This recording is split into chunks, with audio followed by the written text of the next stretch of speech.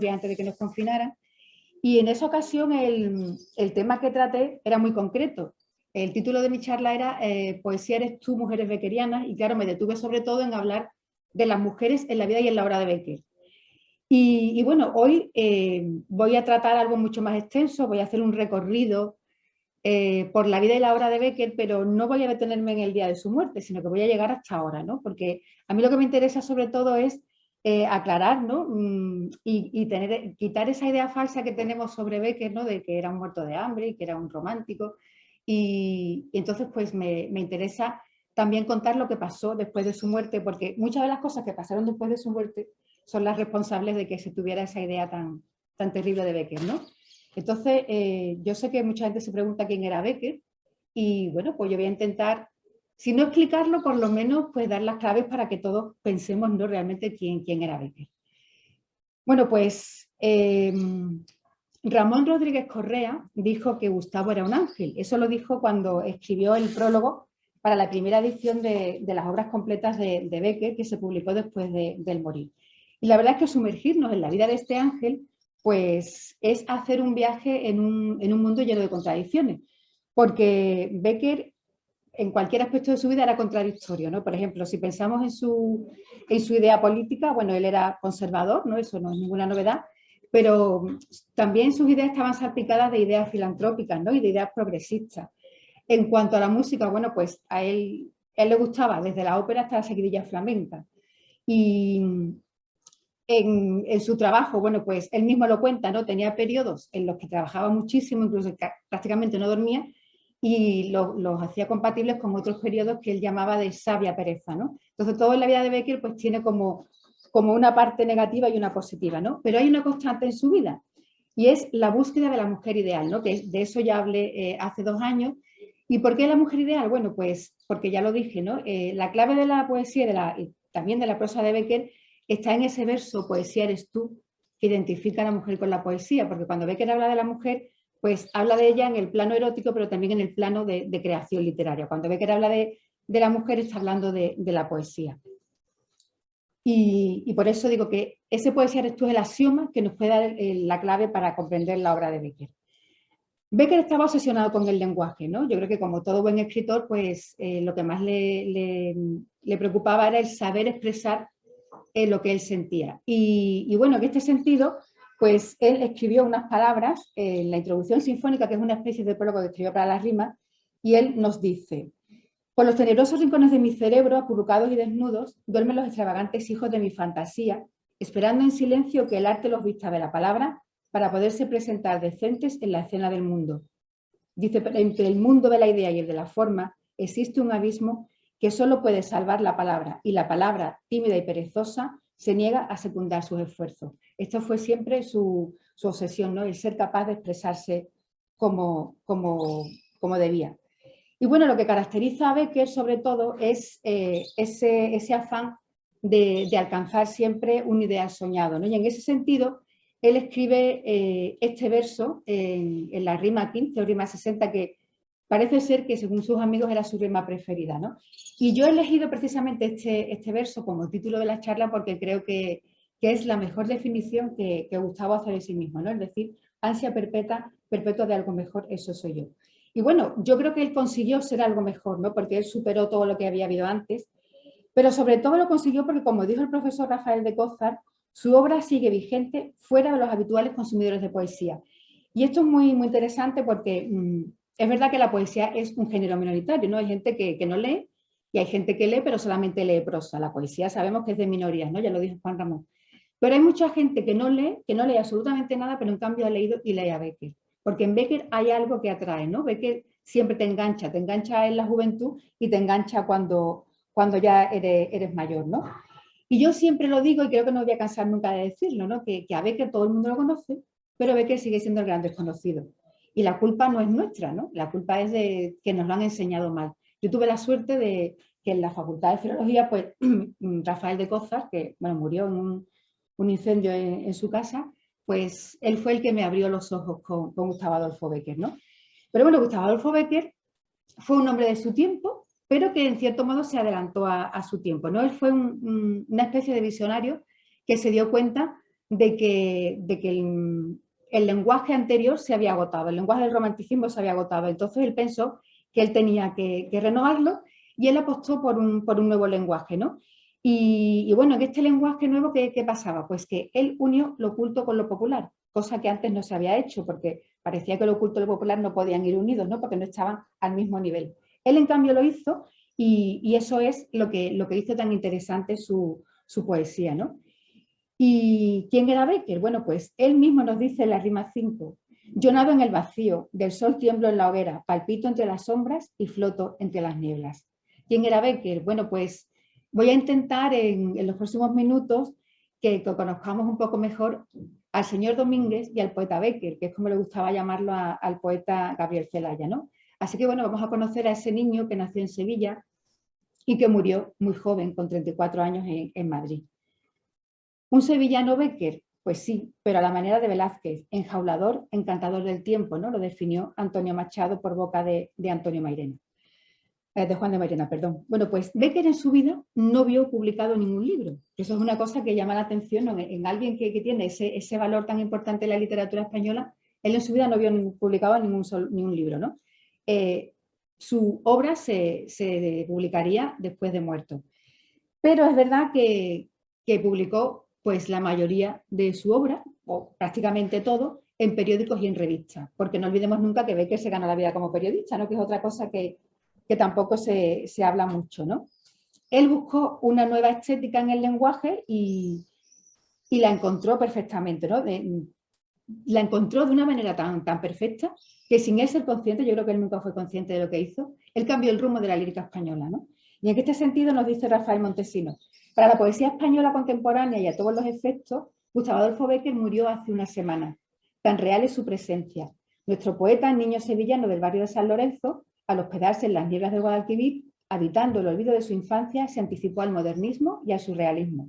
Después, vagando en esos espacios misteriosos que separan la vigilia del sueño, llegó a nuestro tiempo. De ahí su vigencia. Y bueno, yo siempre insisto, ¿no?, en que no podemos colocar a Bécquer alegremente, como sucede en muchos manuales, ¿no?, manuales incluso universitarios, ¿no? No lo podemos colocar como coda del romanticismo, porque yo siempre lo digo, es que es tan fácil pensar que los románticos españoles murieron al poco de nacer Bécquer, ¿no? Porque Larra murió un año después de nacer Bécquer y Espronceda 6 años después. Es decir, es que cuando Bécquer nació, el romanticismo en España había pasado. Y en Europa era ya historia, ¿no? Porque España siempre va un poco rezagada. Pues cuando Bécquer nació, en Europa ya el romanticismo era historia, ¿no? Además, hay que tener en cuenta que Bécquer nació un año después de la publicación de Don Álvaro, La fuerza del Sino, del Duque de Rivas, que es una de las obras clave del romanticismo español. Y Bécquer murió en 1870, que es el año que se publica la primera novela de Galdós, La Fontana de Oro, cuando ya el realismo era la tendencia que imperaba en literatura, ¿no? Por lo tanto, Bécquer no podemos encasillarlo como un romántico. Bécquer, que es algo muy importante, pues se anticipó a Juan Ramón, ¿no? Juan Ramón siempre nos hablaba de la poesía pura, ¿no? Juan Ramón intentó desnudar la poesía y dejar lo esencial, y eso ya lo hizo Bécquer, ¿no? Por eso Bécquer pues, fue tan innovador y tan vanguardista, ¿no? Pero por eso digo que hay que borrar ya esa imagen que nos han dado y que nos siguen dando de Bécquer como bohemio, de Bécquer como un pobre, ¿no? Como un poeta sensiblero, trasnochado y un poeta para señoritas, ¿no? Porque nada más lejos de la realidad. Y bueno, su genio creativo pues radica precisamente en la modernidad de esas propuestas literarias que él hizo, una modernidad que, como señala el profesor Rogelio Reyes, que también fue mi profesor en la facultad, pues se deja ver en una formulación poética que rompe con todo lo anterior, ¿no? Y que rompe con la poesía romántica. Una poética, la de Bécquer, que ya está preludiando el movimiento simbolista de final del siglo, ¿no? ¿Y esto por qué? Bueno, pues porque Bécquer presta mucha atención a la intimidad personal, cosa que no hacían los románticos. Y la idea, una cosa muy importante, es que Bécquer, para él, el arte no es el resultado de una compulsión sentimental, ¿no? Que es lo que hacían los románticos, que hacían. Se volvían locos con un sentimiento y enseguida pum, lo escribían, ¿no? Pero para Bécquer eso es un error, ¿no? Para Bécquer el arte es el resultado de una sosegada elaboración de lo que ha sentido. Y lo explica él perfectamente, ¿no? En la segunda de las cartas literarias, una mujer dice: cuando siento, no escribo. No puede haber nada más alejado del romanticismo que estas palabras de Bécquer. Cuando siento, no escribo. Guardo, sí, en mi cerebro, escritas como en un libro misterioso, las impresiones que han dejado en él su huella al pasar, hasta el instante en que puro, tranquilo, sereno, mi espíritu las evoca. Todo el mundo siente. Solo a algunos seres les es dado el guardar como un tesoro la memoria viva de lo que han sentido. Yo creo que estos son los poetas. Es más, creo que únicamente por esto lo son. Más claro, no lo puede decir, ¿no? Bueno, pues Becker es hoy día considerado ya como el primer poeta moderno de nuestra literatura. Y a pesar de que su obra poética es muy reducida, las rimas de Becker son 86. Y tenemos que tener en cuenta que la obra poética en la obra completa de Becker no supone más de un 10%.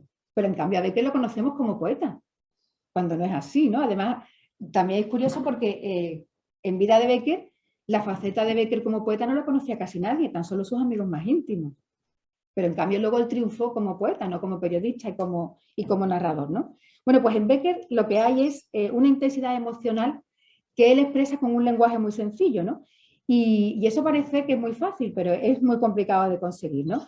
Él hermana la reflexión y el sentimiento y lo hace con la sencillez de la rima sonante. Esa es la mayor innovación que hace Becker en la poesía. Introduce la rima sonante y está ya anunciando el verso libre, es decir, el verso sin rima, que vendría a final del siglo con el simbolismo, ¿no? Porque él lo que intenta es desnudar a la poesía, quitarle toda la retórica, toda esa retórica que él había aprendido en Sevilla, porque no olvidemos que tuvo una formación estupenda aquí en Sevilla, pues esa poesía él la quiso dejar atrás, quiso limpiarla y quiso dejarla, pues eso, desnuda, ¿no? Donde solamente se viera el sentimiento.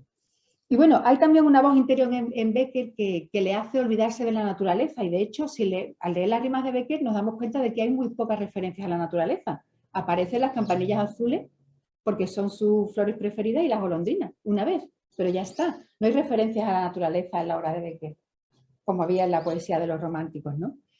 Y bueno, Becker, pues como digo, hoy es considerado como el primer poeta moderno y ya todo el mundo sabe, o debería saber, que Becker fue el que revolucionó la lírica española por segunda vez. La primera vez lo hizo Garcilaso cuando trajo de Italia la poesía petrarquista, ¿no? Pero bueno, Becker, además de poeta, que como digo, su obra poética es lo mínimo de la totalidad de su obra, pues fue un magnífico narrador. Nos dejó las leyendas, que también todo el mundo las ha leído, ¿no? Yo siempre digo que todo el mundo conoce a Becker, rimas y leyendas, pero luego hay que dar un pasito más, ¿no? Para leer el resto de su obra. Bueno, pues él nos dejó las cartas desde mi celda, que las escribió en el monasterio de Veruela, y sus leyendas, ¿no? Además de muchas narraciones y muchos artículos. Pero bueno, también en sus leyendas innovó, porque él lo que hizo fue añadir un elemento típico de la literatura española como era el medievalismo, ¿no? Y además él las enriqueció con elementos localistas, porque hay que tener en cuenta una cosa, que el Becker las leyendas las escribe siempre dedicadas o leyendas que transcurren en las ciudades en las que ha vivido. Todas sus leyendas transcurren en Sevilla, en Toledo, en Soria o en el Moncayo, en lugares que conoce perfectamente y en lugares en los que él va escuchando a la gente del pueblo y le van contando historias y entonces pues él las recrea y las enriquece, ¿no? En las leyendas de Becker es verdad que casi siempre la protagonista femenina arrastra al personaje masculino a la muerte o a la locura y esto ha hecho que haya incluso autores que digan que Becker era un misógino, ¿no? Bueno, de Becker se han dicho muchas barbaridades, ¿no? Pero una de ellas es esta, ¿no? Por el hecho de eso, ¿no? De que la mujer siempre es la mala, ¿no? Y el hombre siempre es el bueno. Pero bueno, hay que volver a lo que decía antes, poesía eres tú. La mujer que arrastra al protagonista a la locura o a la perdición es la poesía que está haciendo que el poeta pues se vuelva el mejor poeta, ¿no? Que sea capaz de transmitir. Becker también nos dejó las cartas literarias a una mujer, que fueron 4.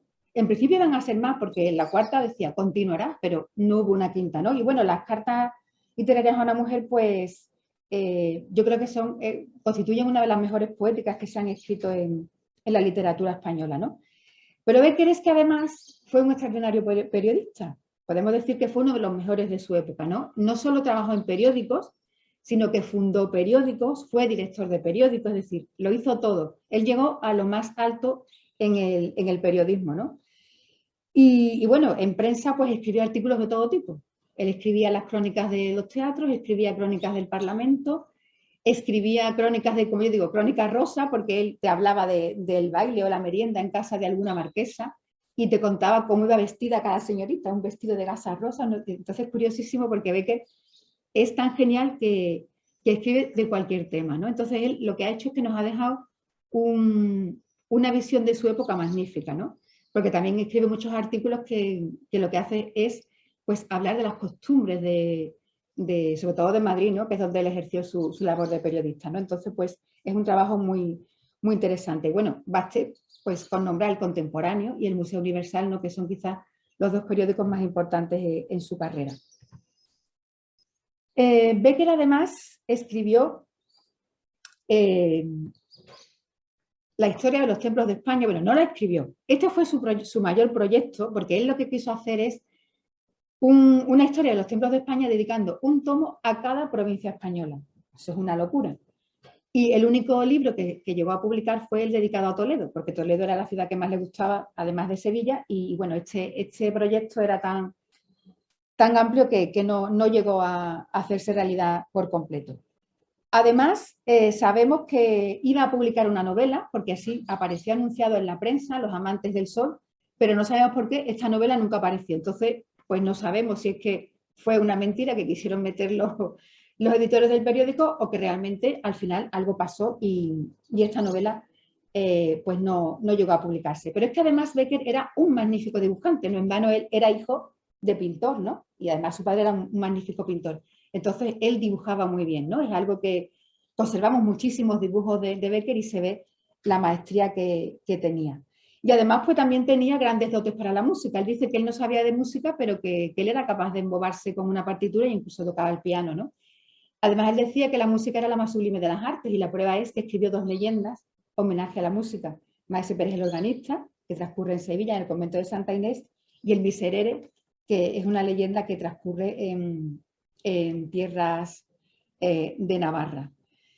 Y bueno, decir que su obra pues, está llena de referencias a Sevilla. No solo esas obras que son artículos dedicados a Sevilla en sí mismo, sino que en sus artículos hablaran del tema de cualquier tema que fuera, pues él siempre procuraba soltar alguna frase y hacer referencia a su Sevilla natal, ¿no? Porque en el fondo yo creo que la echó muchísimo de menos. ¿Quién eran los Becker? Todos sabemos que Becker no es un apellido español, ¿no? Evidentemente, Becker suena, pues eso, apellido extranjero, ¿no? Bueno, pues los Becker llegaron a Sevilla a principios del siglo XVI y ellos venían de la ciudad alemana de Moers.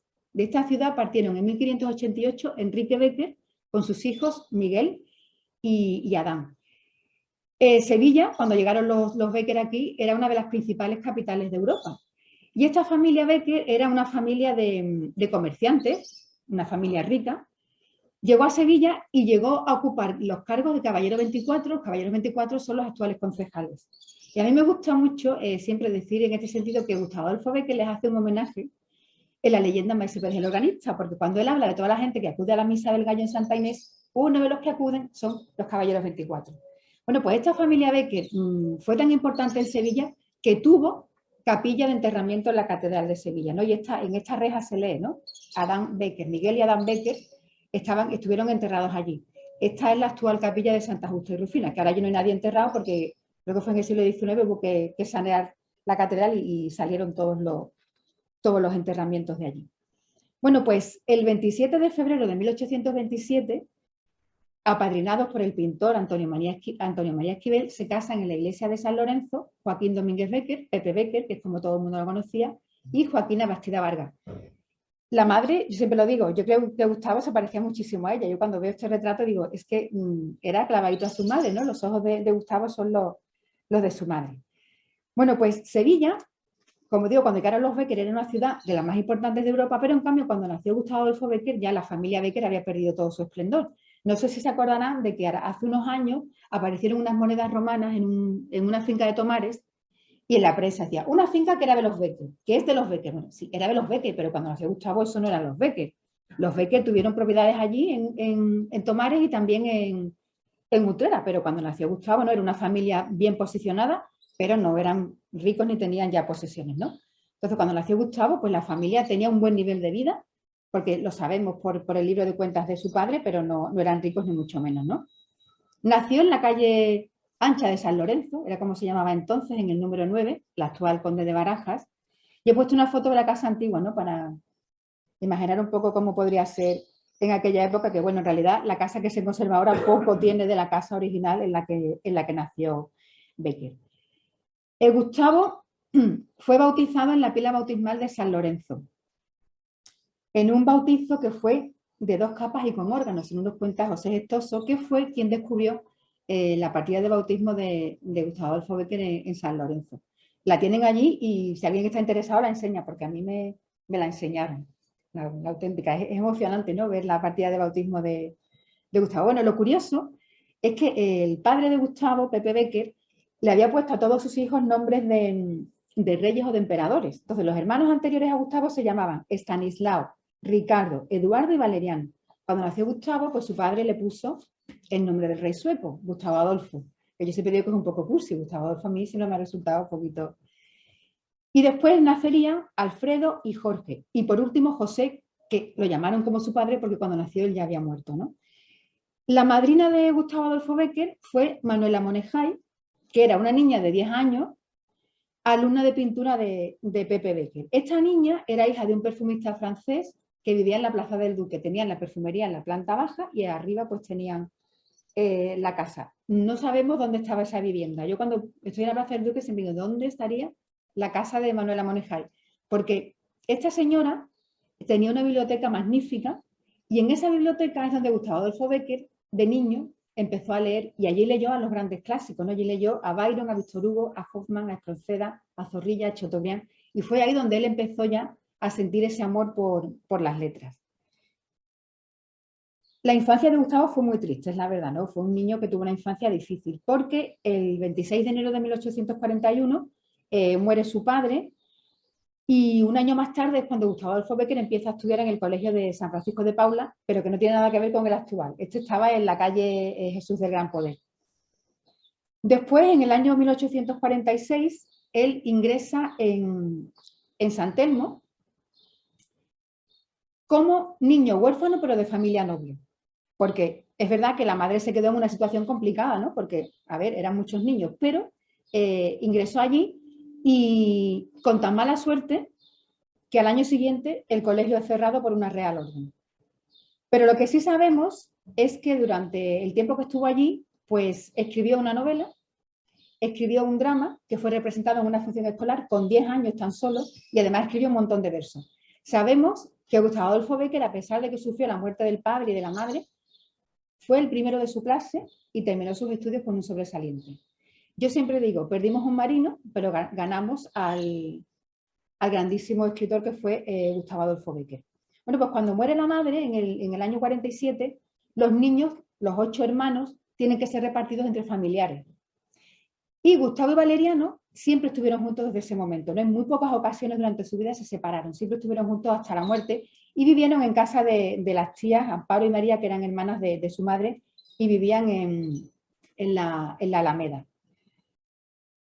Después, entre el año 48 y 50, Gustavo Adolfo Bécquer estudia en el taller de pintura de Cabral Bejarano, que tenía el taller en el Museo de Pintura, que es el actual Museo de Bellas Artes. Y del año 51 al año 53, él estudia en el Colegio de San Diego, que bueno, sería lo que es el actual Instituto San Isidoro, que en ese instituto, en el San Isidoro, pues han colocado este azulejo donde aparecen pues todos estos personajes maravillosos sevillanos que han estudiado allí.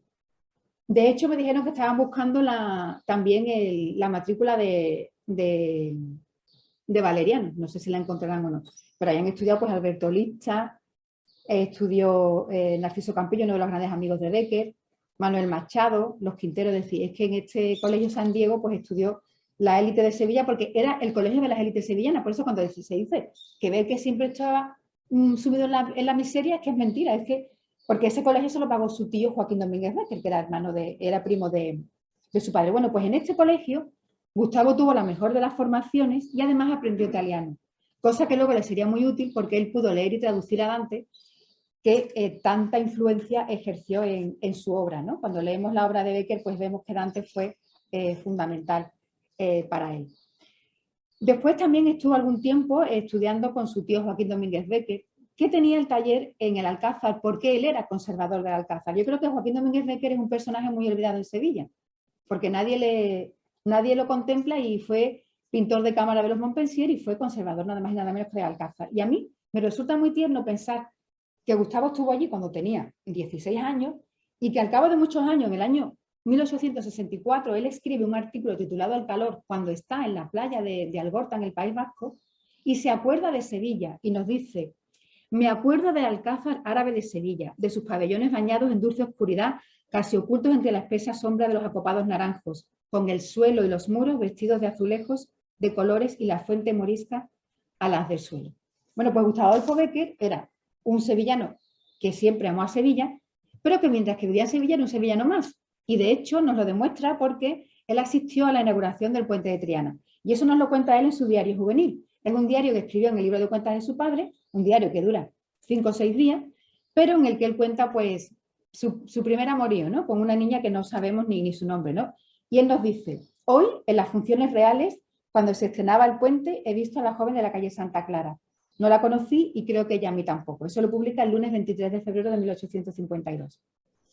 Y bueno, de esta niña no sabemos nada, pero sí sabemos que en esta época Gustavo y Valeriano ya viven independizados de su familia y viven en la calle Mendoza Río, que es una calle que está detrás del Museo de Bellas Artes. Y bueno, en esta época pues los hermanos Bécquer se familiarizan mucho con la ópera, que estaba muy de moda en Sevilla. Y aquí, bueno, pues los autores que predominaban eran los italianos, Donizetti, Bellini, Rossini, que siempre van a ser los autores preferidos de Bécquer, ¿no? Y esto lo demostrará más tarde él cuando está en Madrid, porque dedicó un álbum de dibujos, es que era un genio, este dibujo es magnífico, ¿no? Pues dedicó todo un álbum a su ópera preferida, Lucia de Lammermoor, de Donizetti, que lo dejó en el álbum de Julia Espín.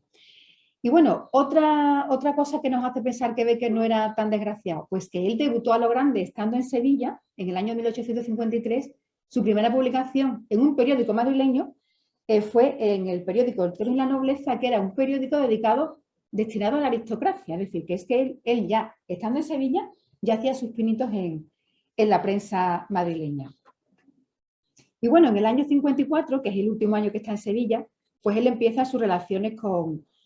Bueno, este es el aspecto que él tenía en esa época. Esto es un autorretrato. A mí me hace mucha gracia, lo veo un poquito ridículo, ¿no? Pero me hace mucha gracia porque él se veía así, ¿no? Bueno, pues en este año 54 es cuando él empieza a tener su relación con Julia Cabrera, que fue su novia sevillana. Y aunque dije que no iba a hablar de las mujeres de Bécquer, yo tengo debilidad por Julia Cabrera porque además creo que ella es la única mujer que amó a Gustavo Adolfo Bécquer. Él se pasó su vida buscando el amor, pero el amor lo dejó en Sevilla, porque Julia Cabrera se murió soltera, estuvo toda su vida esperándolo, y cuando volvieron los restos de los Bécquer a Sevilla en 1913, ella estaba todavía viva, ella murió en 1918. Entonces yo creo que es la única mujer que realmente quiso a Gustavo. Y bueno, en este año 54, los hermanos Bécquer, siempre desde la proximidad a la Sevilla conservadora, porque Bécquer siempre fue de ideología conservadora, hicieron un álbum de dibujos en el que se burlaban de la revolución que había estallado en Madrid el 18 de julio. Titularon Los contrastes o álbum de la revolución de julio de 1854 por un patriota. Es muy gracioso, ¿no? Y esto lo digo porque este álbum Gustavo se lo dejó a Julia Cabrera como recuerdo, ¿no? Cuando se marchó a Madrid. Y gracias a este álbum sabemos que existió esa relación entre ellos, porque este álbum lo descubrió Rafael Montesinos, que estaba en poder de unos sobrinos de Julia Cabrera. Y bueno, fue así, ¿no? Después de esta etapa sevillana, que a mí me gusta calificarla siempre de etapa de formación, no solo en lo académico, sino también en lo vital, ¿no? Por lo difícil que fue esa infancia de Gustavo, pues él decide marcharse a Madrid a finales del 54. Y él se marcha, tenía este aspecto, ¿no? Era guapísimo, con 18 años, pero este cuadro pues se perdió. Él decide marcharse a Madrid porque Sevilla en realidad seguía siendo una provincia en la que la vida cultural era muy pobre, ¿no? De hecho, algunos periódicos hablaban de la apatía de la vida cultural que existía en Sevilla. Y porque además Sevilla seguía empeñada en mantener esa poesía del siglo de oro, que sí, que había sido la escuela más importante en Sevilla, pero esa poesía estaba ya periclitada, es que ya no tenía ningún sentido, ¿no? Entonces, yo siempre digo, si Gustavo no se hubiera ido a Madrid, la poesía española, yo no sé cómo estaría ahora mismo, pero yo creo que no estaría como está, ¿no? Él decidió que irse a Madrid era la única solución si quería ganarse los laureles poéticos. Y bueno, pues se marcha a Madrid en una galera acelerada, que curiosamente era el medio de transporte más lento, pero porque era también el más barato. Porque su madrina no le dio dinero, a pesar de ser una mujer con mucho dinero, no le dio nada, pero él se marchó a Madrid con el dinero que le dio su tío Joaquín, y que tampoco fue mucho, le dio pues para que sobreviviera pues más o menos un mes, ¿no?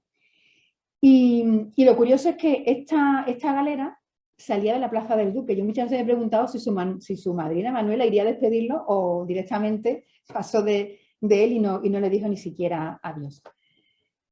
Bueno, pues él llega a Madrid con este aspecto y llega muy ilusionado, pero es verdad que Madrid lo desilusionó. Y eso se ve años más tarde en algunos textos en los que él habla de Madrid, ¿no? Y así, en el año 61, dice en un texto: Madrid envuelto en una ligera neblina, Madrid sucio, negro, feo, como un esqueleto descarnado. Y en otro texto que publicó en el año 65, titulado Memorias de un pavo, él dice: ¿es esto Madrid? ¿Es este el paraíso que yo soñé? Dios mío, qué desencanto tan terrible. A él Madrid nunca le gustó y de hecho cada vez que podía él se escapaba a Toledo. Y bueno, se ha hablado hasta la saciedad de la bohemia, ¿no? De la vida de Bécquer en estos primeros años madrileños y nada más alejado de la realidad, porque él nada más llegar a Madrid empezó a trabajar, ¿no? Y además tengo que decir que el éxito de Gustavo Adolfo Bécquer al llegar a Madrid fue mucho más rápido que el de otros escritores que llegaban desde provincia. También es verdad que él llevaba alguna carta de recomendación, pero bueno, todo servía, ¿no? Y bueno, importante decir que Gustavo desde que llegó empezó a trabajar en el mundo del periódico. ¿Pero por qué? Porque en el siglo XIX era muy normal que los escritores se dedicaran al periodismo, ¿no? Casi todos los escritores, pues han pasado. Casi todos los escritores, pues, se dedicaban a trabajar en prensa. Y eso porque, bueno, pues porque el periodismo ofrecía muchas oportunidades, porque era una época tan convulsa políticamente que los periódicos continuamente cambiaban. Se abrían y se cerraban continuamente y eso pues ofrecía muchas posibilidades de trabajar en ellos, ¿no? Entonces, vamos a tener claro que Bécquer se gana la vida como periodista en Madrid y que su vida estará muy ligada a Luis González Bravo, que será su protector. Este es un nombre a tener en cuenta porque será muy importante en la vida de Bécquer. Bueno, él en el año 54, nada más llegar a Madrid, empieza a trabajar en la redacción del semanario La España Musical y Literaria. Ahí publica un poema, una oda a Quintana, que se considera un poema bisagra entre esa poesía que él había escrito en Sevilla y lo que después iban a ser las rimas. Trabajó con un editor francés traduciendo biografías de diputados y ya en el año 55, es decir, recién llegado, él ingresa en el periódico El Porvenir, un periódico que fracasa, y él con un par de amigos funda su primer periódico, El Mundo, que tan solo publicó un número. Pero bueno, eso era algo muy frecuente en esa época. Es entonces cuando conoce al cubano Ramón Rodríguez Correa, que sería uno de sus mejores amigos y yo creo que una de las personas más importantes en la vida de Gustavo. Gracias a él, Gustavo consiguió un puesto en la Dirección de Bienes Nacionales y ya ganaba 3.000 reales, que no estaba nada mal, ¿no? Era una cosa bastante digna, por eso lo de la pobreza de Bécquer, pues como que no. Pero bueno, de ahí lo echaron muy pronto porque un día el director quiso hacer una revisión de sus empleados y se encontró a Bécquer que estaba haciendo unos dibujitos y lo despidió. Bueno, pues en noviembre de ese año, en colaboración con Luis García Luna, él estrena en el Teatro de Variedades el juguete cómico La novia y el pantalón. Con esto quiero decir que es que Bécquer escribió absolutamente de todo, teatro, prosa, todo, poesía. Él tocaba todos los palos y además todo lo hacía bien. Y en este año, pues también él tuvo su primer contacto con Toledo, que sería la ciudad más amada para él y además una ciudad muy importante, sobre todo para su obra, ¿no?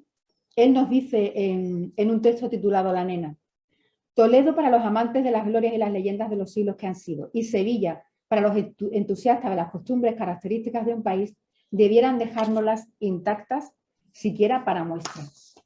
A mí me encanta ese texto de Bécquer porque deja muy claro lo que él quería, ¿no? Y deja muy claro cuáles eran sus preferencias.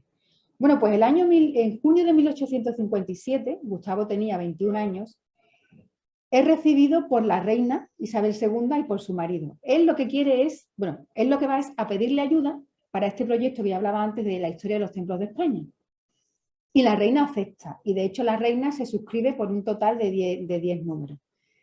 Pero, como comenté antes, pues esto no se llevó a cabo porque era un proyecto carísimo y solo salió el número dedicado a Toledo, y este es uno de los dibujos que Gustavo Adolfo Bécquer pues hizo para ese tomo de Toledo de la historia de los templos de España. En el año 58, en primavera, Gustavo enfermó muy gravemente. De hecho, los amigos pensaban que iba a morirse y avisaron a Valeriano para que fuera a Madrid.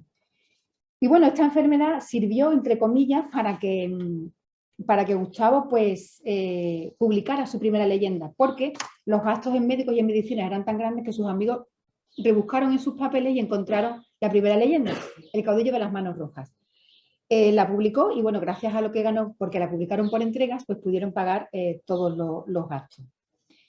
Parece ser que durante este año 58, en el otoño de ese año, es cuando Ramón Rodríguez Correa introduce a Bécquer en la tertulia de los Spin. Antes, Gustavo Adolfo Bécquer había publicado su primera rima en un periódico satírico, lo cual llama muchísimo la atención, y además llama la atención que lo titulara Imitación de Byron, ¿no? Pero realmente es un poema en el que la segunda estrofa sí que es muy parecida a un poema de Lord Byron. Y es una rima que todavía, bueno, pues no vamos a decir que es un poema romántico, pero todavía está pues a caballo, ¿no?, entre el romanticismo y la poesía ya simbolista que escribió Gustavo. Una curiosidad que quiero decir es que en los 11 años que transcurrieron entre la publicación de esta primera rima hasta 1870, en que muere Bécquer, solamente publicó 15 rimas en algunos periódicos. Del total de 86, solo publicó 15 rimas en su vida y la mayoría las publicó anónimas, porque la faceta de poeta de Bécquer era como no un secreto, pero era algo que él se lo había dicho a sus amigos más íntimos, ¿no? Y bueno, durante ese año es cuando él frecuenta la tertulia de Joaquín Espín, que estaba en su casa, en la calle de la Justa, que es la actual calle de Libreros. Y en esta casa es donde está el balcón de las golondrinas. Hay un escritor, Fernando de Lara, que ha hecho un estudio, una investigación y ha descubierto cuál es la casa y el balcón de las golondrinas. Y este es el balcón de la famosa golondrina, que mucha gente dice que está en Sevilla, ¿no?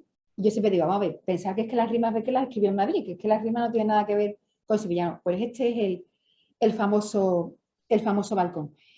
Y bueno, en esta época, en el año 1860, es cuando él frecuenta esta tertulia de los Spin. Joaquín Espín era un músico muy conocido en Madrid porque era el director de los teatros del Coro Real. Y bueno, pues en su casa él tenía un piano y en su casa, bueno, pues allí aparecían pintores, escritores y demás artistas. Y fue aquí donde Gustavo conoció a Julia y a Josefina Espín. No sé ni por qué la he puesto, porque Julia Espín para mí es Julia la mala, lo digo porque estamos en familia, ¿no? Mientras que Julia Cabrera, la novia sevillana, es Julia la buena, ¿no? Bueno, Julia Espín siempre se ha tenido por la mujer que Gustavo amó, pero es algo que cada día se plantean los estudios y que cada día parece ser que no hubo tanto amor, ¿no? Que quizás Gustavo la tratara más como una confidente en el sentido de que ella era una mujer culta con la que él podría hablar pues, de música y de literatura. La prueba de que Gustavo asistía a la tertulia de Joaquín Espín, porque también hay quien lo ponía en duda, pues las pruebas las tenemos en que hace unos años aparecieron unos fragmentos de una zarzuela con música de Joaquín Espín y letra de Gustavo Adolfo Bécquer. Y otra prueba, que esa ya estaba de antes, son los dibujos que Bécquer dejó en los álbumes de las hermanas Espín. En el álbum de Julia dejó una serie de dibujos de calaveras, que bueno, en el siglo XIX era algo muy, muy normal. Y este álbum, el álbum completo, se titula Les Mots pour Rire, ¿no? Y son unos dibujos fantásticos, se pueden encontrar, están en la Biblioteca Nacional, pues si los busca, ahí aparece el álbum entero. Y en el álbum de Josefina, pues dejó también, además de rimas, pues dejó un par de dibujos, El poeta y las musas y La musa. Era un dibujante magnífico. Y bueno, durante ese verano, él conocerá al que iba a ser su mejor amigo, Augusto Ferrán, que acababa de llegar de Alemania y que trataba de abrirse camino en la prensa madrileña. Él había traducido pues, a Heine, a Goethe y a Lord Byron, entre otros. Y en 1860 es cuando empieza la época del gran Bécquer periodista, ¿no? Una época que es verdad que va casi hasta el final de su vida, pero bueno, al final tiene algunos problemas, pero la gran época del Bécquer periodista la podemos concentrar del 60 al 65, que son los años que durará el periódico El Contemporáneo, ¿no? Un periódico que funda José Luis Albareda y desde el primer número, pues Gustavo Adolfo Bécquer aparecerá como redactor y más adelante será el director de este periódico. Este es un momento crucial para Bécquer porque empieza su época como gran periodista, ha terminado su relación con Julia Espín y ha conocido a Casta Esteban, con la que se casará un año después. El 5 de diciembre de 1860 nace en Sevilla Julia Becker Cogan. Y diréis, bueno, ¿y por qué nos trae aquí a la sobrina de...? Bueno, pues por un par de cosas. Primero, porque Becker, Gustavo, la apadrinó desde Sevilla. Él estaba en Sevilla, la niña, o sea, él estaba en Madrid, la niña nació en Sevilla, nació concretamente en la calle Boticas, que es la actual calle Palacios Malaver. Y la llamó Julia. Y ahora aquí decimos, bueno, ¿y por qué la llamó Julia? ¿Por Cabrera o por Espín? Pues cada uno que elija, ¿no? Pero no sabemos por quién, pero a lo mejor fue por las dos, ¿no? Pero también me traigo este cuadro de Julia Becker porque ella, en el año 1932, publicó unas memorias muy bonitas, la verdad, sobre los hermanos Becker, en las que cuenta cosas muy interesantes de su padre y de su tío, y de las que hemos sabido muchísimas cosas no del Becker poeta, sino del Becker hombre, ¿no? Del Becker padre y del Becker tío, ¿no? Y también porque yo digo siempre que Julia fue la única normal de los hijos de Gustavo y Valeriano, porque el otro hijo de Valeriano, Alfredo, pues fue un delincuente. Era un carterista, estuvo muchísimo tiempo en la cárcel y lo llamaban el Pollo Becker. O sea, era famosísimo, aparece en la prensa madrileña continuamente porque lo detienen y lo llevan a la cárcel. Y los hijos de Gustavo, los tres, bueno, el pequeño murió con 5 años y los otros dos, bueno, pues tuvieron una vida rara. Uno de ellos parece ser que se marchó a Cuba y del otro, pues sabemos que también murió joven. Es decir, que yo creo que la única normal, entre comillas, ¿no? Pues fue Julia Becker, que se casó y tuvo varios hijos. Bueno, pues como comentaba antes, el contemporáneo va a ser el medio de vida de Gustavo Adolfo Bécquer hasta 1865 y donde él va a publicar lo mejor de su obra. Pero tengo que dejar claro una cosa, le rozo sin querer, no hay dos épocas en la vida de Bécquer, una de Bécquer periodista y otra de Bécquer escritor. Son épocas simultáneas por cuanto él lo que hace es que su obra literaria, sobre todo la obra en prosa, ¿no? Porque la poética ya vemos que no, él lo que hace es que su obra literaria la va publicando en los periódicos en los que trabaja. Pero no hay dos épocas en la vida de Gustavo. En el año 1861, él escribe un prólogo para la soledad de su amigo Augusto Ferrán, y aquí dejará expuestas sus ideas sobre la poesía y nos dice cosas muy interesantes. Hay una poesía magnífica, sonora, una poesía hija de la meditación y el arte que se engalana con todas las pompas de la lengua, que se mueve con una cadenciosa majestad y que habla a la imaginación. Hay otra natural, breve, seca, que brota del alma como una chispa eléctrica que hiere el sentimiento con una palabra y huye. La primera tiene un valor dado, es la poesía de todo el mundo. La segunda carece de medida absoluta, adquiere las proporciones de la imaginación que impresiona. Puede llamarse la poesía de los poetas. Y en este texto escribe también Gustavo Adolfo Bécquer unas palabras preciosas dedicadas a Sevilla y voy a leer el principio de estas palabras que dedica a su ciudad. Sevilla, con su giralda de encajes que copia temblando el Guadalquivir y sus calles morunas, tortuosas y estrechas, en la que aún se cree escuchar el extraño crujido de los pasos del rey justiciero. Sevilla con sus rejas y sus cantares, sus cancelas y sus rondadores, sus retablos y sus cuentos, sus pendencias y sus músicas, sus noches tranquilas y sus siestas de fuego, sus alboradas color de rosa y sus crepúsculos azules. Siempre Gustavo pues pensaba en su Sevilla natal. Bueno, pues en el contemporáneo donde él irá publicando durante esos años la mayoría de sus leyendas. El 19 de mayo de 1861 Gustavo Adolfo Bécquer se casa con Casta Esteban, que es la hija de un médico de origen soriano a cuya consulta él había acudido porque tenía sífilis. Ya lo comenté hace 2 años, ¿no? Cómo un padre casa a su hija con un señor que tiene sífilis, en fin, cosas extrañas, ¿no? Bueno, pues se casa en la iglesia de San Sebastián de Madrid.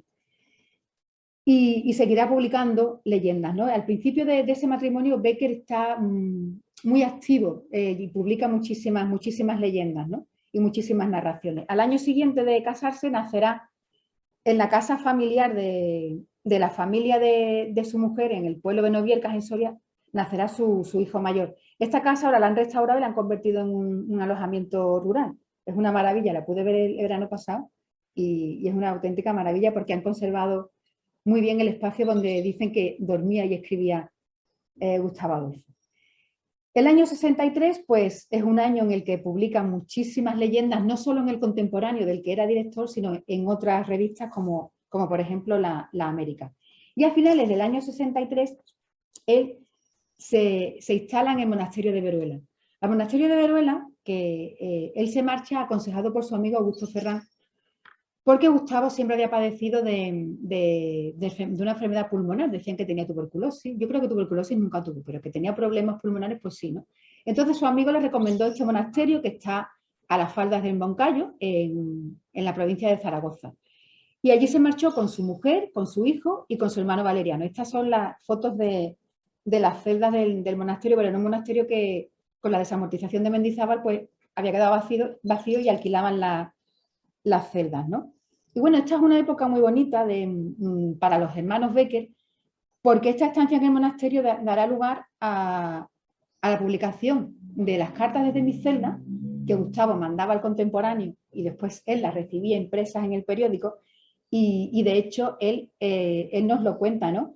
Él dice, allí sentado al pie de la cruz y teniendo en las manos un libro que casi nunca leo y que muchas veces dejo olvidado en las gradas de piedra, estoy 1 y 2 y a veces hasta 4 horas aguardando el periódico. Bueno, esta cruz siempre se había llamado la Cruz Negra. Luego se llama Cruz de Becker porque es allí donde él pues, se sentaba y pasaba horas muertas. Estos son dibujos de Valeriano. Y como digo, es una época en la que los hermanos pues, tuvieron mucha producción porque Gustavo escribió las cartas desde mi celda y Valeriano hizo un álbum de dibujos maravilloso que tituló Expedición a Veruela, pero que desgraciadamente pues, se encuentra en un museo de Estados Unidos. Y bueno, hay una serie de dibujos fantásticos, he traído unos cuantos, ¿no? Este es Gustavo, pues mirando las tumbas donde están enterrados el fundador y la familia del fundador del monasterio de Veruela. Gustavo apoyado en la tapia del monasterio. Este es el claustro del monasterio de Veruela. Y este es Gustavo en las ruinas del castillo de Trasmoz, que es el único pueblo excomulgado de España. Es un pueblo curiosísimo. En este pueblo es donde estuvo secuestrado el padre de Julio Iglesias. Es un pueblo muy pequeñito, hay poquísimos habitantes, pero tiene una historia. Como digo, es el único pueblo excomulgado de toda España, ¿no? Y allí celebran pues un festival de brujería y todos los años eligen a la bruja. En fin, es un pueblo muy becqueriano, está todo lleno de alusiones a Gustavo Adolfo Becker. Y bueno, las cartas de mi celda podemos calificarlas como una de las mejores obras en prosa de Becker, ¿no? Porque son una mezcla de diario íntimo, de crónica de viaje, de cuadros costumbristas en las que él nos cuenta sus impresiones de esa estancia allí, pero en la que él nos habla de la historia de todos los pueblecitos que rodean el Moncayo. En algunas nos habla de las brujas, porque en Trasmoz había brujas, y bueno, son magníficas y muy interesantes. Haciendo un paréntesis en esta estancia en el monasterio de Veruela, que duró pues un poco más de un año, él hizo un viaje de 16 horas para cubrir la inauguración de la línea de ferrocarril que unió Madrid con San Sebastián. Este fue uno de los grandes acontecimientos del año y entonces, ¿qué hizo su periódico? Le dijo, a ver, tú que eres el mejor periodista que tenemos, te vas y cubres este viaje. Y ese viaje de 16 horas pues dio como resultado la publicación de un artículo magnífico, yo creo que es el mejor artículo que escribió Becker, uno de los mejores, titulado Caso de Ablativo. Yo os recomiendo que lo leáis, se encuentra en internet fácilmente.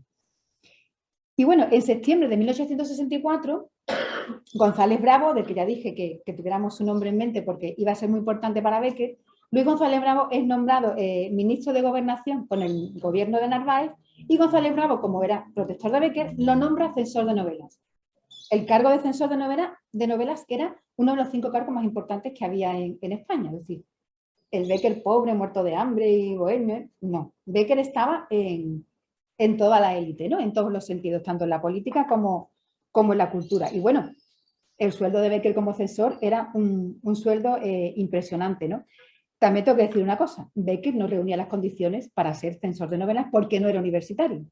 Pero bueno, González Bravo, como lo quería mucho, pues lo enchufó. En fin, que esas cosas pasaban y siguen pasando, ¿no? Que siempre ha pasado lo mismo. Y bueno, como curiosidad, no se ha encontrado el sello de Becker rechazando ningún libro.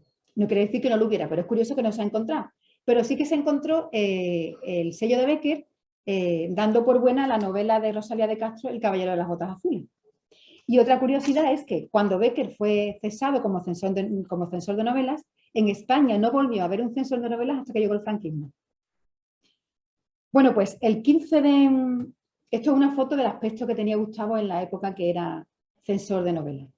El 15 de septiembre del 65 nacerá en Madrid su segundo hijo. Y a finales de octubre de ese año inicia con su hermano Valeriano una colaboración en el periódico Gil Blas y allí firma con el seudónimo Sen Pero es un seudónimo que trae de cabeza a los estudiosos porque con ese seudónimo firmaba mucha gente y ese seudónimo siguió apareciendo después de muertos los Becker. Por eso adelanto ya, porque además no voy a hablar de ese tema, Los Borbones en pelota ya se ha demostrado que no es obra de los Becker. Porque hasta hace unos años sí se decía que era obra de ellos, pero ya se ha demostrado que no es obra de los hermanos Becker. Eso fue, bueno, una trampa que le hicieron y que quisieron, una vez muertos, pues quisieron endosarle a ellos el muerto, ¿no? Pero es obra de Francisco Ortega. Bueno, pues en diciembre de 1866, Gustavo Adolfo Bécquer es nombrado miembro del jurado de la Exposición Nacional de Bellas Artes. ¿Esto por qué lo digo? Bueno, pues lo digo para demostrar que es que Bécquer estaba en todos los ámbitos del mundo cultural, que era una personalidad en su época, ¿no?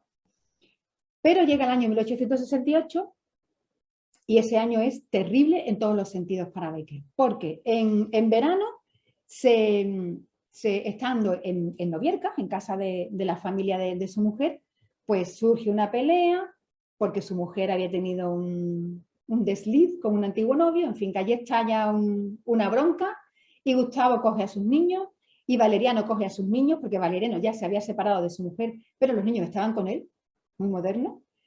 Los dos hermanos cogen a sus niños y se van a Soria, a casa de su tío Curro Bécquer, que era hermano de su padre. Y bueno, ellos conocían Soria porque ya habían vivido antes. De hecho, bueno, en Soria han colocado una placa para recordar su estancia. Y se van a Soria y se olvidan de Casta. Y más adelante, en septiembre, el 18 de septiembre, pues ocurrirá una cosa terrible para Gustavo. Ese día estalla la gloriosa, la Revolución de Septiembre. Cae Isabel II, lógicamente cae González Bravo. ¿Y qué pasa? Pues que ve que tuvo tan mala suerte que, como González Bravo lo admiraba tanto, le había pedido el manuscrito de sus rimas. González Bravo quería publicarlas, quería prorrogarlas y costear en la edición de las rimas. Bueno, pues con los disturbios de la Revolución del 68, las rimas de Bécquer desaparecen. Pero ahí hay algo que todavía hoy día pues llama la atención. Porque resulta que en marzo de ese año ya se había anunciado que las rimas de Bécquer se iban a publicar. Bueno, entonces, ¿por qué si estábamos en septiembre esas rimas no se habían publicado? Eso nos hace pensar que además del manuscrito que Bécquer le entregó a González Bravo, tenía que haber otra copia en la imprenta de la editorial que iba a publicar las rimas. Pero de ese manuscrito tampoco se sabe nada. Ese es uno de los grandes misterios que hay en la vida y en la obra de Bécquer, el manuscrito de su joven, ¿no? Eso daría para horas y horas de charla. Es un tema impresionante, muy, muy misterioso, ¿no? Bueno, pues, ¿qué pasa cuando cae González Bravo? Que Bécquer y Valeriano pierden sus empleos y además tienen que exiliarse, tienen que irse de Madrid. ¿Dónde se van? A Toledo. Tampoco se fueron muy lejos, ¿no? Y se van a Toledo porque, bueno, pues porque era la ciudad preferida de Gustavo y porque Toledo estaba muy cerca de Madrid y sabemos que en el año y poco que estuvieron allí exiliados, pues algún viajito a Madrid Gustavo sí que hizo. Fue un año muy, muy difícil, el año 68, por esto que pasó, pero el año 69 igual. El año de Toledo fue un año muy duro para los hermanos Bécquer porque eran 2 hombres con 4 niños pequeños y no trabajaban. Al final, bueno, existen las cartas de Bécquer pidiendo ayuda a los amigos, mándame dinero que no tengo para darle de comer a los niños, ¿no? Incluso en esta situación tan terrible, él le mandaba dinero a Casta Esteban para su niño pequeño, digo su niño porque no era hijo de Gustavo, él le mandaba dinero para el niño y le preguntaba por él, ¿cómo está Emily? Y le decía, ¿no? O sea, él nunca rechazó a ese niño, siempre lo consideró como suyo, aunque no lo era. Bueno, pues en ese año 69 en Toledo, los hermanos Bécquer viven de... Valeriano hacía dibujos para el periódico, para el Museo Universal, y Gustavo escribía textos para esos dibujos y para dibujos de otros dibujantes. Y a mí hay una cosa que me llama la atención y que me produce una ternura inmensa, ¿no? Y es que la mayoría de los textos que escribió Gustavo, los dibujos que hizo Valeriano, eran referentes a cosas de Sevilla, a fiestas de Sevilla. Gustavo escribió un artículo, La Semana Santa de Toledo, en la que hace una comparación de la Semana Santa de Toledo con la de Sevilla. Escribió un artículo sobre la Feria de Sevilla. Bueno, es que sí, me lo he comido. Bueno, después vuelvo aquí. Un artículo sobre la Feria de Sevilla que se recuerda, en los Jardines de Murillo han puesto un azulejo, bueno, pusieron un azulejo recordando ese artículo maravilloso de Bécquer. Léanlo porque la Feria de Sevilla no tiene nada que ver con la de ahora. Lo único que queda igual son las gitanas con los buñuelos. El resto es completamente distinto. Y otro texto hablando de la procesión del Corpus. A mí me produce mucha ternura porque digo, él en una situación muy mala económicamente escribe textos sobre su ciudad, ¿no? Yo creo que estaba tan mal que se refugió en su ciudad, ¿no? En Sevilla. Y que es que esto me he ido. Lo importante de la estancia de Gustavo Adolfo Bécquer en Toledo es que en ese año que estuvo allí, él se dedicó a escribir de memoria las rimas que se habían perdido en el manuscrito que le había dejado a González Bravo. Y es el único manuscrito que se conserva de las rimas de Bécquer, que está en la Biblioteca Nacional y que se va a perder porque la tinta es muy mala. Pero bueno, es que no quiero hablar del libro de los gorriones porque, ya digo, son horas para hablar del libro de los gorriones. Bueno, pues Gustavo Adolfo Bécquer tuvo la paciencia de reescribirlas de memoria y siempre decimos, las escribió todas, se le olvidaría alguna, pero claro, no sabemos si alguna se la dejó en el tintero o no quiso reescribirla. Lo que sí sabemos es que hay una que no reescribió de memoria, sino que escribió allí y es la última, porque la dedicó a Alejandra, que era la chica que hacía las labores domésticas, tenía los ojos verdes, según nos cuenta Julia Bécquer, y es la rima que dice, porque son niñas tus ojos verdes como el mar te quejan, ¿no? Esa rima se la escribió a ella porque dicen que fue el último amor de Bécquer. Bueno, pues esta es otra fotografía con el aspecto que tenía Gustavo, pues en la época en la que estaba en Toledo. Y me he perdido.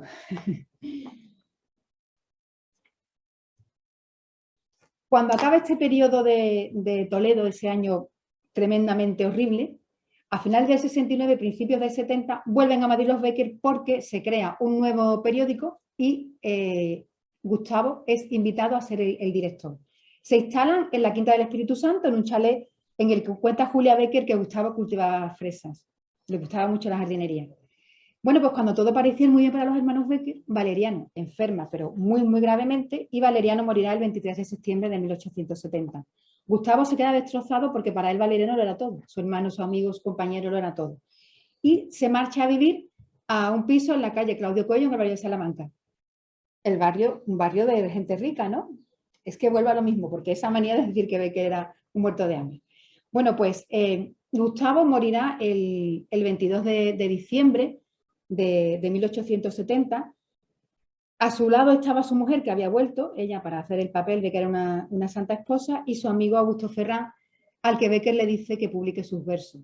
Y es curioso, dice, publicad mis versos, él de la prosa se olvida, porque él sabía que algo importante iba a hacer con su prosa. Y sabemos que Bécquer, a primeros de diciembre, había pasado 3 días en Toledo. El presentimiento que tenemos todos es que él fue a despedirse de su ciudad y, ¿por qué no?, también de Alejandra, ¿no?, de esta chica de la que se había enamorado. Varias horas después de morir Gustavo Adolfo Bécquer en Madrid, en Sevilla se produjo un eclipse de sol. Primer homenaje que su ciudad natal le rinde, ¿no? Es algo que realmente pues llama muchísimo la atención. Y bueno, esta es la placa que pusieron en la casa de Bécquer, que a mí me repatea el amor, el poeta del amor y el dolor, ¿no? Como si Bécquer no hubiera sido otra cosa, pero bueno. Al día siguiente de morir, Bécquer es enterrado en la Sacramental de San Lorenzo, donde ya estaba enterrado Valeriano, y el día 24 de diciembre, en la Nochebuena más triste de la literatura española, como dice Rafael Montesinos, muy grandilocuente, pues se reunieron en el taller del pintor Casado de la Lisal los amigos de Bécquer. Y en esa reunión se decidió que se iban a publicar las obras de Bécquer, tanto de Gustavo como de Valeriano. Se abrieron 2 listas de suscripción, una en Madrid y otra en Sevilla. Sabemos que en la lista de Madrid, el rey Amadeo de Saboya dio 1.000 reales, pero en la lista de Sevilla, Puente y Pellón dio 2.000. Luego la recaudación fue más o menos igual, ¿no? Un poquito más en Madrid, pero tampoco gran cosa, ¿no? Y bueno, la importancia que tuvo Casado de la Lisal para Bécquer nos la dice Rafael Montesinos, ¿no? Porque dice, no sabemos cuándo ni en qué condiciones, caso de haberse publicado alguna vez, se hubiese conocido la obra de Bécquer. Pero de lo que sí podemos estar seguros es de que Gustavo nació a la poesía en el momento justo gracias a los desvelos de Casado de la Lisal. Y esto es cierto, porque si a Casado de la Lisal no se le ocurre reunir a los amigos de Bécquer y decir, señores, hay que publicar las obras porque los beneficios de esas obras van a ser para las viudas y los huérfanos. Si a este hombre no se le ocurre, no sabemos qué habría pasado con la obra de Bécquer. Y bueno, al año siguiente, en julio de 1871, aparece la primera edición de las obras completas de Bécquer, de Gustavo, porque las de Valeriano al final no se llegaron a publicar porque eran costosísimas y no se hizo. Lo que ocurrió es que aquí los amigos de Becker metieron la pata hasta el fondo. Ellos fueron buscando las obras de Becker en revistas, periódicos, en los papeles sueltos, pero las rimas las publicaron a partir de ese manuscrito del libro de los Gorriones que él había escrito en Toledo. Y metieron la pata porque las reordenaron. Las reordenaron de una manera biográfica. Y por eso tenemos esa imagen falsa de Becker, porque leemos las rimas como si fuera una biografía. Y eso es un gravísimo error. Entonces, a partir de ahí se fue creando una imagen falsa de Becker que ha llegado hasta nuestros días, ¿no? Por eso, en algunas ediciones que se hacen ahora de las rimas, se publica con el orden que las publicó Gustavo Adolfo Becker, que es el orden en el que vinieron a su memoria. Pero bueno, es que hay que respetar eso, porque ellos lo que hicieron es que algunas las corrigieron, otras las tacharon, en fin. Lo hicieron con su mejor intención, pero se cargaron la memoria de Becker. Y bueno, ¿quién era Becker? No, pues él mismo nos dice en un texto titulado San Juan de los Reyes, el poeta que ama el silencio para escuchar su espíritu. ¿No? Me parece una definición maravillosa. Luego también Becker tuvo la suerte de que gracias a Sidorovich, que era el secretario de la embajada rusa, él tradujo las rimas de Becker al ruso y al francés. Y gracias a estas traducciones, las rimas de Becker tuvieron una expansión en toda Europa increíble, y en Hispanoamérica fue tremendo porque incluso se hacían ediciones piratas de las rimas de Becker, ¿no? Algo alucinante, ¿no? Y bueno, Becker ya pues empieza a ser reconocido como el innovador de la lírica española. Y bueno, voy a hacer un recorrido ya muy, muy rápidamente por lo que ha sido Becker desde su muerte hasta ahora, ¿no? Se dedicó una calle a Becker cerca de la Barqueta porque era el lugar al que él le gustaba ir cuando era jovencito. En el año 1884, la Sociedad Económica de Amigos del País nombró una comisión para traerse los restos de Becker de Madrid a Sevilla, porque era lo que Becker había dicho que quería que se hiciera con él, ¿no? en una de las cartas de mi celda. En la cabeza de esa comisión pusieron a José Gestoso. 29 años de trabajo de José Gestoso para que los restos de Becker volvieran a Sevilla, porque nadie quería a Becker aquí, ni la iglesia ni la universidad. Pero como José Gestoso era cabezota, pues lo consiguió. Bueno, he puesto el cementerio de Trasmoz porque al ver este cementerio es cuando Becker dice que él quería ser enterrado a orillas del Betis, ¿no? Después no se hizo. En 1886 se le dedica un número en la revista Ilustración Artística, donde además se dan a conocer algunas rimas que se habían descubierto. Se hizo una velada en el Teatro de San Fernando para recaudar dinero para el monumento. Se estrenó la obra de los Álvarez Quintero, La Rima Eterna, que todos los beneficios pues, iban a ser para costear ese monumento de Becker que haría Cuyas Valera, y esto es una fotografía del día de la inauguración de la glorieta. Estaba, bueno, pues llenísima de gente, ¿no? Y 2 años después de la inauguración de la glorieta, por fin se permitió que los restos de los Becker vinieran a Sevilla. El 9 de abril de 1913 se suman los restos de los Becker, ahí se pueden ver en las cajitas los restos de los Becker, la verdad es que impresionan. Fueron llevados en este coche de caballo desde el cementerio hasta la estación del mediodía, se subieron en un tren y bueno, este es el tren que los traería a Sevilla. Llegaron a Sevilla a la estación de Plaza de Armas y allí se instaló una capilla ardiente. La idea era directamente de la estación de Córdoba llevarlos a la Crista de la Anunciación. Era abril y en Sevilla en abril a veces llueve. Bueno, pues ese día se puso a diluviar y no se pudo hacer el traslado, pero dijeron que en la estación de Córdoba los Becker no podían quedarse. Entonces se decidió llevarlos a la capilla de las 7 Palabras en la iglesia de San Vicente.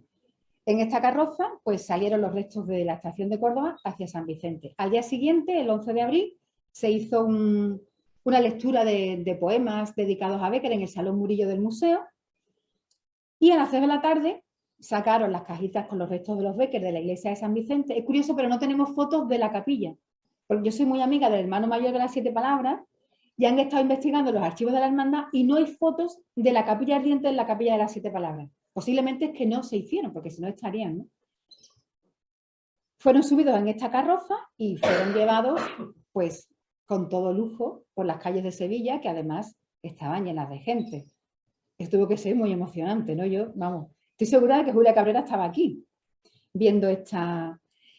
Llegaron a la Anunciación, se hizo una vigilia y se llevaron a la crista de la Anunciación. En el año 72 fueron llevados al Panteón, que es donde están actualmente.